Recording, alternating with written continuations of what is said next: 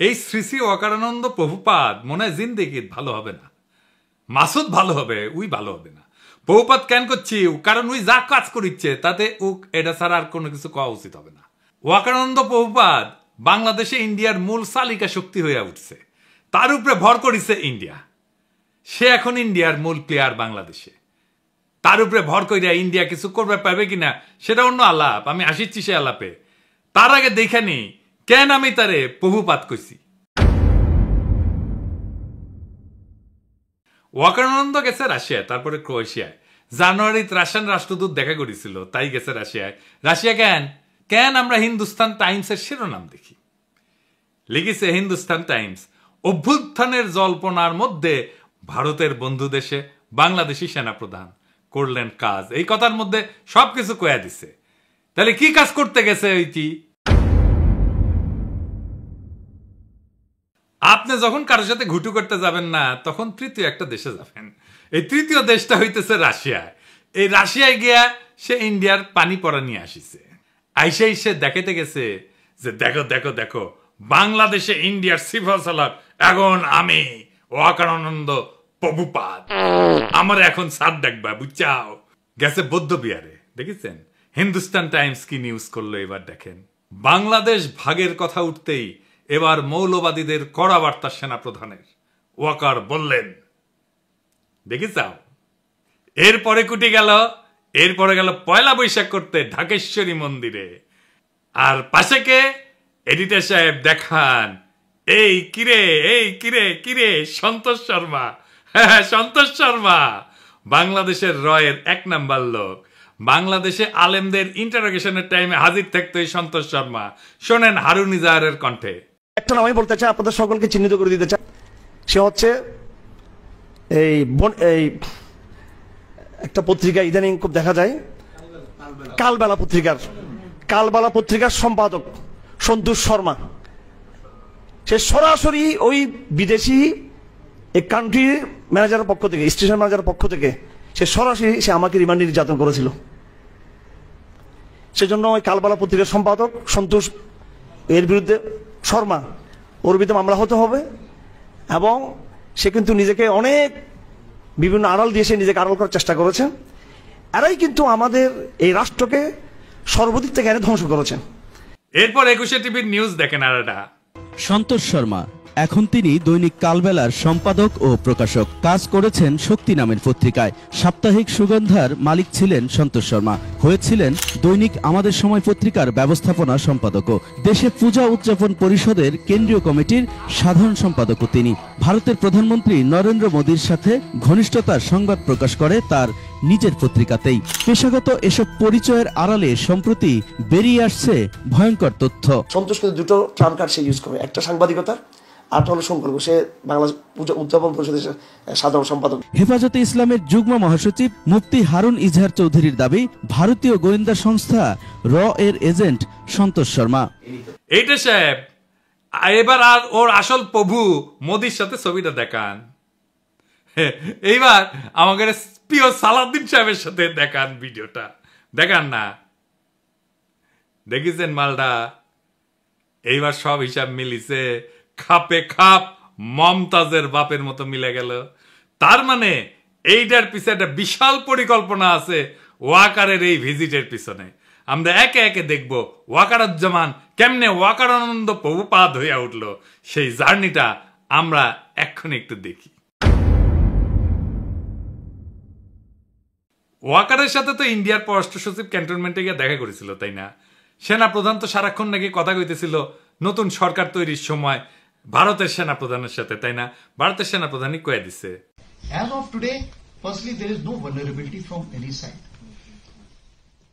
I am in touch with the chief of Bangladesh during the time of when this changeover took place. I was in constant touch with him, and even thereafter, in November 24, we had a video conference also. When we talk about the relationship we should talk about when there is an elected government. So as of now, the relationship is with the military is well and perfect. তারপর আয়নাগর ভিজিটে বাধা দিছে, তাই না? 600-র বেশি আওয়ামী লীগ দাগিদেরকে ক্যান্টনমেন্টে আশ্রয় দিছে, তারপরে পলায় যেতে সাহায্য করছে। লেফটেন্যান্ট জেনারেল মুজিবকে ক্যান্টনমেন্টে অন্তরীণ অবস্থায় পলায় যেতে সাহায্য করছে। বিডিআর হত্যাকাণ্ডের বিচার আর করা যাবে না কইছে না। এই বর্বরতা কোনো সেনা সদস্য করেনি, সম্পূর্ণটাই তদানীন্তন বিজিবি সদস্য দ্বারা সংঘটিত। Full stop. এখানে কোনো ইফ এবং বাট নাই। আয়নাগরের সব এভিডেন্স নষ্ট করেছে ক্যান্টনমেন্টের মধ্যে। রাজনৈতিক দলগুলোর ডেকে নিয়ে ঘুটু করেছে, তারপর আঙ্গুল উঁচে শশাইতে গেছে, সারা দেশের মানুষের ঠাপ খেয়ে টানছে। হাসনাতরেও ধরতে গেছিল, পাবলিকের দিছে ঠাপ, হটিছে পিছে। তারপর শহীদ পরিবারের সাথে নাটক করেছে, পন্দের আলোতে কলাম লেখাইছে, ছাত্র সৈনিকের ঐক্য যেন ফাটল না ধরে। সৈনিক মানে সাধারণ সৈনিক না, কিন্তু সৈনিক মানে ওয়াকার। তারপরে সার্জিসরা ম্যানেজ করেছে ওয়াকার, তারে দিয়ে বিবৃতি দেওয়াইছে। তাই সার্জিসের নিয়ে একটা কথা কওয়া দরকার। অনেকেই কইছে, আমি কিছু কই নাই, এখন একটু কই আর কি। সার্জিসের কথাবার্তা শুনে আমি শিওর ওয়াকারের সাথে ওরা একটা গুটু হয়েছে। সার্জিসের একটা কথা কই তোমারে ছোট ভাই মনে কইরা, আমাদের টাইমে এরশাদের বিরুদ্ধে আন্দোলন করতেছি, তখন ডাকসুর জিএস ছিল জিয়াউদ্দিন বাবলু। দারুণ বক্তৃতা দিত, বাসদ ছাত্রলীগ করেছিল, খুব স্মার্ট পোলা ছিল, তোমার মতোই বক্তৃতা দিত, সুন্দর করে কথা কইতো আর কি। এরশাদের সাথে হাত মিলাইল, মন্ত্রী হইল এরশাদের, মারা গেছে বেচারা, কিন্তু তার পলিটিক্যাল ক্যারিয়ার শেষ। ক্ষমতার সাথে কম্প্রোমাইজ করলে রাজনীতি থাকে না। রাজনীতি হইতেছে ক্ষমতার সাথে টক্কর দেওয়া। বাংলাদেশে খালেদা জিয়ার যে ইমেজ, এটা হয়েছে তার প্রিন্সিপালড পজিশনের জন্য। হাসিনার যে খাইস্টা ইমেজ, তা কম্প্রোমাইজের জন্য। জিয়াউদ্দিন বাবলু তো আমারও নেতা ছিল, আমি তো তখন মফস্বলের ছোট নেতা। আজ জিয়াউদ্দিন বাবলুকে কেউ চিনে? ওই সময়ের কত নেতা আছে না, কত নেতা ছিল, তো আমার যেটুকু পরিচিতি হয়েছে সেটুকু পরিচিতি তো তাদের নাই। অথচ আমি তো তখন মফস্বলে কর্মী ছিলাম, তাই না? রাজনীতি একটা অনেক লম্বা পথ। এইখানে এই বয়সে কম্প্রোমাইজ করে ফেললে হয়তো এমপি হবা 2-1 বার, তারও বেশি হইতে পারো, মন্ত্রীও হয়তো হবা, তারপর জিয়াউদ্দিন বাবলু হয়ে যাবে। হাসনাত মন্ত্রী এমপি হইতে পারবে কিনা জানি না, কিন্তু বাংলাদেশের নেতা হবে, আগামীর বাংলাদেশের নেতা হবে, যদি তার ইমেজটা এইভাবে ধরে রাখতে পারে। মার্চ ফর গাজায় হাসনাত যে মিছিল করিচ্ছেন না, ওর পাশের জায়গাটা তো তোমার হইতে পারতো সার্জিস, হয় নাই? ওই জায়গাটা রাজনীতির। আর ওয়াকার আনন্দ বহুপাদের সাথে যে কোনো কথাবার্তার নেগোসিয়েশন সব প্রাসাদ ষড়যন্ত্র, ওইখানে রাজনীতি থাকে না। যাই হোক, এই যে ওয়াকার এইসব করিচ্ছে, কেন করিচ্ছে, কিভাবে শুরু হইল এটা? বিক্রম মিশ্র এসে তার সাথে মিটিং করলো। আসছিল বিক্রম মিশ্র বাংলাদেশে, তারপরে হাওয়া, ওর খোঁজ পাওয়া যাচ্ছে না কয়েক ঘন্টা। তারপরে দেখা গেল ওয়াকারের সাথে মিটিং করেছে, এবং এই মিটিং কোনো শিডিউলে করা মিটিং না, কোনো আগে থেকে ঠিক করা মিটিং না, হুট করে মিটিংটা কইরা চলে গেল। তারপরে খালেদা জিয়ার সাথে দেখা করলো ওয়াকার। এটাই হইতেছে মূল খেলা ঘোরানোর ইভেন্ট। এইখানেই ওয়াকার, বিএনপি আর ইন্ডিয়া তিনজন এক লাইনে আসে। ওয়াকার হইয়া ওঠে বাংলাদেশে ইন্ডিয়ার পিভট। মানে সাইকেলের চাকা দেখেছেন না তো, সাইকেলের চাকার স্পোক গুলা যে লেগে থাকে যে মাঝখানে, ওই যে ইয়ের কাছে, ওই গোল্লিয়ের কাছে, ওটাই হইতেছে পিভট, বুঝছাও? তো বিএনপি তো এইটা পিভট হয়ে উঠছে ওয়াকার। বিএনপি 72-এর সংবিধান, মুক্তিযুদ্ধের চেতনার, অসাম্প্রদায়িকতার, আওয়ামী লীগ ন্যারেটিভ গুলো বলতে শুরু করছে না তারপর থেকে। তারপরে ওয়াকারের পৌরুষ জায়গা ওঠে, সে হারকুলিস হইতেছে, রাওয়া ক্লাবে আঙ্গুল উঁচায় দাবরানি দেওয়ার চেষ্টা করে। ওই দাবরানি আমি একা দাঁড়ায় চ্যালেঞ্জ করেছিলাম। আমি বলেছিলাম, ওই আঙ্গুল আমরা চিনি, নামায় কথা বলো ওয়াকার। তারপরে তো হাসনাতের ঘটনা ঘটলো। আমরা যখন পাল্টা দাবরানি দিলাম, তখন তারেক রহমান ওয়াকারের পিছে দাঁড়াইলো, বলল সেনাবাহিনীকে বিতর্কিত করার চেষ্টা হচ্ছে। ওয়াকার কি সেনাবাহিনী নাকি একজন ব্যক্তি? তারেক রহমানের ওয়াকারকে কেন সেভ করতে নামতে হইল? ওয়াকার তো নিজেই বিতর্কিত কাজ করতেছে, একটা দুইটা না, অসংখ্য। বিক্রম মিশ্র হাওয়া হয়ে গেল কয়েক ঘন্টার জন্য, তারপরে জানা গেল ওয়াকারের সাথে মিটিং। একটা রেসপন্সিবল রাজনৈতিক দল হিসেবে তো তারেক রহমানের ওয়াকারকে প্রশ্ন করা উচিত ছিল, বিক্রম মিশ্রের সাথে কি আলাপ, কি কথা তাহার শোনে। এই মিটিং তো শিডিউলের বাইরে ছিল। শয়তানির পর শয়তানি করে যাবে, কিছু কওয়া যাবে না, বললেই সেটা সেনাবাহিনীর বিতর্কিত করার চেষ্টা হবে। বাহ, খুব মজা, আমি যার আমি করবো, আমাকে কেউ কিছু কইতে পারবে না। কি চমৎকার ইন্ডেমনিটি। যাই হোক, ওয়াকারকে দিয়া ইন্ডিয়া কি অ্যাচিভ করাইতে চায়? প্রথম, হাসিনার বিচার যেন বন্ধ করতে পারে। 2 নাম্বার, আওয়ামী লীগকে যেন নির্বাচন করতে দেওয়া হয়, সেজন্য ওয়াকার ইনক্লুসিভ নির্বাচনের কথা কয়।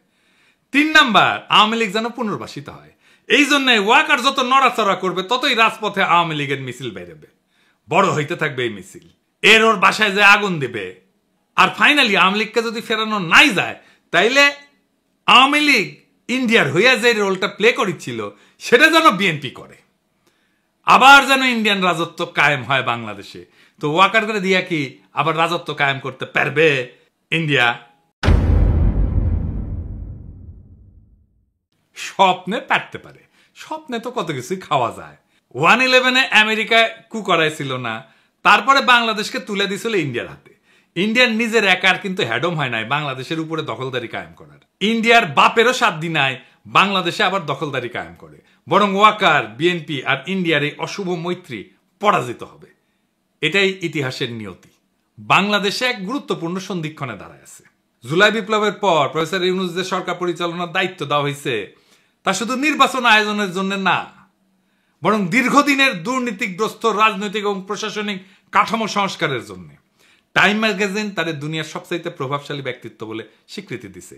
এই মানুষটার লিডারশিপে আমরা সমস্ত ষড়যন্ত্রের জাল ছিন্ন করে আগায় যাব।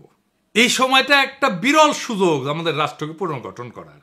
কিন্তু এই রাজনৈতিক দলগুলা প্রয়োজনে সময় দিচ্ছে না, সাহায্য করতেছে না, তড়িঘড়ি করে নির্বাচন নির্বাচন নির্বাচন কইরা মাথা খারাপ করে দিছে। এই তড়িঘড়ির নির্বাচন করলে আগের যে সিস্টেম ছিল সেটাই থাকবে, কিছুই বদলাবে না। আবার ফিরে আসবে সেই ফ্যাসিবাদ, আবার ফিরে আসবে সেই স্বৈরাচার। বারবার দেখতেছেন না, বারবার রক্ত দেওয়া লাগতেছে, বারবার লড়াই সংগ্রাম করতে হচ্ছে, ওই একই জিনিস আবারও থাকবে যদি আমরা এবার কিছু করতে না পারি। তাই এখন এই সিস্টেমে ব্যবস্থা পরিবর্তনের সময় শুধু নেতৃত্বের পরিবর্তন না, ইতিহাসের প্রত্যেকটা বাঁকে আমরা দেখছি যখন দেশপ্রেমিক জনতা একত্র হয় তখন কোনো ষড়যন্ত্রই টেকে না, কোনো চক্রান্তই সফল হয় না। ওয়াকার, বিএনপি বা ইন্ডিয়া যেই হোক, যদি তারা জাতির স্বপ্ন, শহীদের আত্মত্যাগ আর জনগণের আশা আকাঙ্ক্ষার সাথে সংঘাতে আসে, তাহলে ইতিহাস তাদের জায়গা করে দেবে ব্যর্থতা আর তিরস্কারের পাতায়।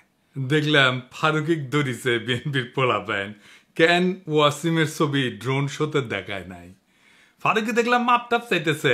ফারুকির এই অভ্যাসটা ভালো, কিছু বার্তা দেয় না। এর আগেও পাঠ্য বইয়ে ওয়াসিমের নাম না থাকায় খুব খেপেছিল ছাত্রদল, দেখেছেন না, মনে আছে না? ছাত্রদলরে বলি, ছোট ভাই হিসাবেই বলি, ওয়াসিম আমাদের প্রিয়, সব শহীদেরাই আমাদের প্রিয়। শহীদদের উপরে দখলদারি করতে নাই, এতে শহীদের অসম্মান হয়, অমর্যাদা হয়। এটা পরামর্শ দিই আর এটা ইতিহাস বলি। 1990-এ আইকনিক শহীদ ছিল 2 জন, নূর হোসেন আর ডাক্তার মিলন। ডাক্তার মিলনের হত্যাকাণ্ডই এরশাদের পতনকে ত্বরান্বিত করে। উনি জাসদ করতেন, আমরা জানতাম। উনি বিএমএর নেতা, ডাক্তারদের নেতা, এটা সারা দেশে পরিচয় ছিল। ঢাকা মেডিকেল কলেজের টিচার ছিল। এখন এরশাদের পতনের পরে জাসদের মনে হইল এটার পয়েন্ট নিতে হবে যে ডাক্তার মিলন জাসদ করত। সারা দেশ পোস্টারে ভরায় দিল জাসদ নেতা ডাক্তার মিলন বলে। মানুষজন পছন্দ করলো না।